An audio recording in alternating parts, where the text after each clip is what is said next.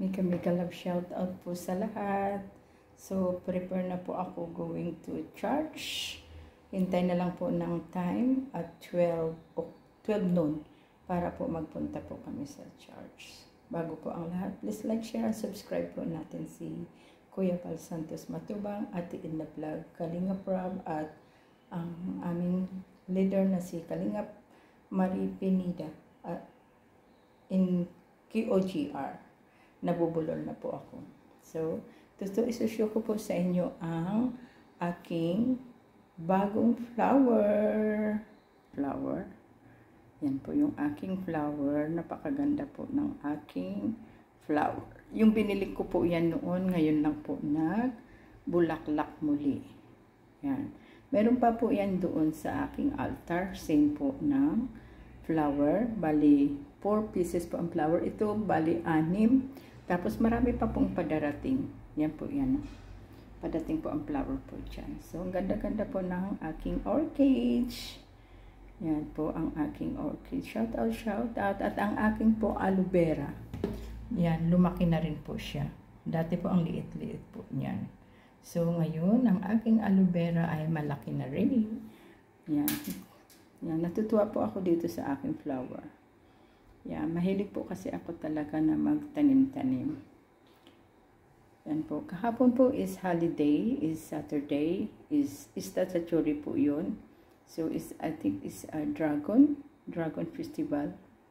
So, yan po. Pero, nagpunta lang po ako ng Central, nag-ikot, and then, pumunta po ako sa kay Maya Vlog. Shout out sa iyo, Maya Vlog, pero wala po siya. And then, punta po ako sa Causeway Bay. Yeah, by MTR po ako kahapon. Bus naman po na pababa po going Central.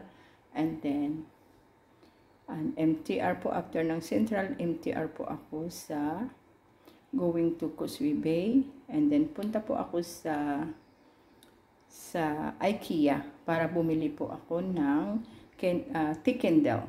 Yan.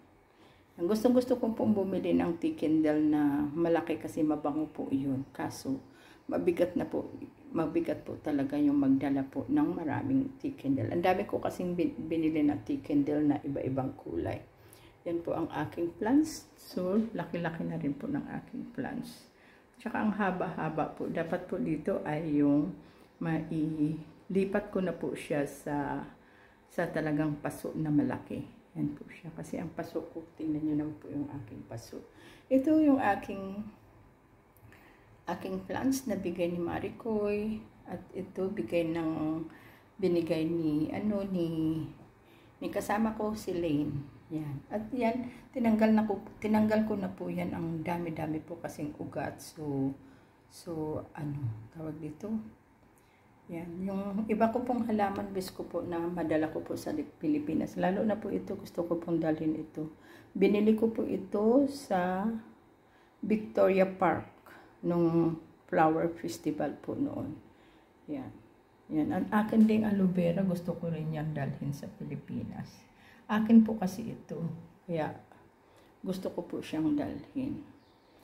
Wish po na madala ko po yung aking halaman.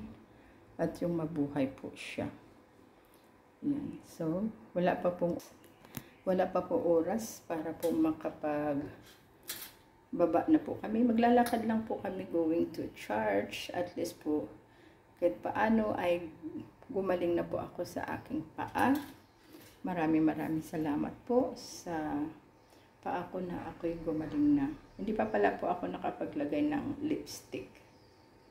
Yan, wala pa po akong lipstick. So, maglalagay po ako mamaya yung magic lipstick. Sabi ganun. Na in-order ko po sa online. Maganda po siya. Kahit na po yung foundation po na Korean foundation po ay maganda po siya. Tingnan nyo po yung aking face. Diba? Makinis po siya at maputi. Yan. So, lagi po tayong alagaan po natin ang ating health at saka siyempre kailangan parati po tayong beauty, sabi ganun. Be positive lang po tayo. Iwas po tayo sa mga negative. So, positive always. And be happy as OFW po here in Hong Kong. Thank you so much po for watching. Huwag po natin kalimutan si Kuya Bal Santos Matubang, ang ama po ng Kalingap, ang ina po ng Kalingap na si Ate Edna Vlog, Kalingap Rab, at si Jack Tapia Vlog, at saka si Kalingap Marie Pinida, at sa lahat po ng mga member po ng KOGR, at sa lahat po ng ambassador po ng mga landing pads. Hindi ko na po kayo maisa-isa, at alam nyo na po yan kung mga sino-sino po sila. Yan. Shout out po sa lahat, and happy Sunday everyone. Thank you so much for watching. Hanggang dito na lamang po. So ngayon po ang climate ay medyo makulimlim naman. Kanina po napakainit, may araw po siyang lumabas. Ngayon ay bigla na naman nagkulimlim. Yan. Yan. Kailangan po siya siguro magdala po ng umbrella. So, thank you so much for watching. Bye! See you din po. Bye-bye!